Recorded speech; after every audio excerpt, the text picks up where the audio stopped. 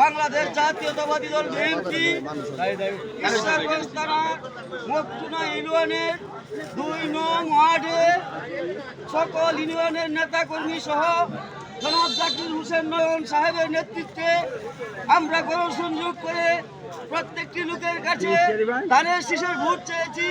পাশাপাশি আমাদের acting chairman Tarique রহমানের একটি দফা সম্বন্ধে অবগত করেছি।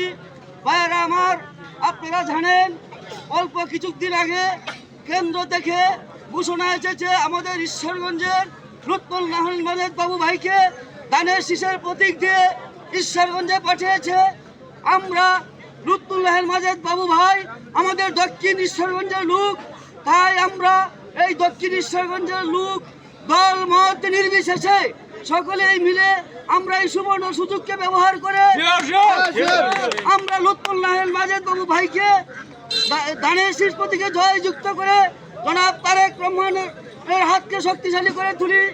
আপনারা জানেন দল আমাদের বড়, সেহেতু প্রার্থী অনেক বেশি, আমাদের ইউনিয়নের অনেক প্রার্থী, ওয়ার্ডে অনেক প্রার্থী। দল সবাইকে মূল্যায়িত করতে পারবে না, নির্দিষ্ট একজনকেই তারা মূল্যায়িত করবে।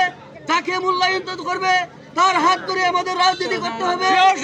তাই আমার সকলের কাছে অনুরোধ, দল মত নির্বিশেষে লুৎফুল নাহান মাজেদ বাবু ভাইকে ধানের শীষ প্রতীকে জয়যুক্ত করে আমরা আমাদের ঈশ্বরগঞ্জবাসীকে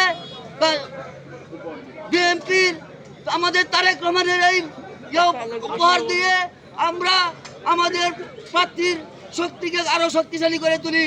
এই বলে আমি আমার বক্তব্য শেষ করছি। খুদা হাফেজ। বাংলাদেশ জিন্দাবাদ, বাংলাদেশ জাতীয়তাবাদী দল বিএনপি জিন্দাবাদ, আমাদের দেশনেত্রী বেগম খালেদা জিয়া জিন্দাবাদ, তারেক রহমান জিন্দাবাদ। সবাইকে ধন্যবাদ। আসসালামু আলাইকুম।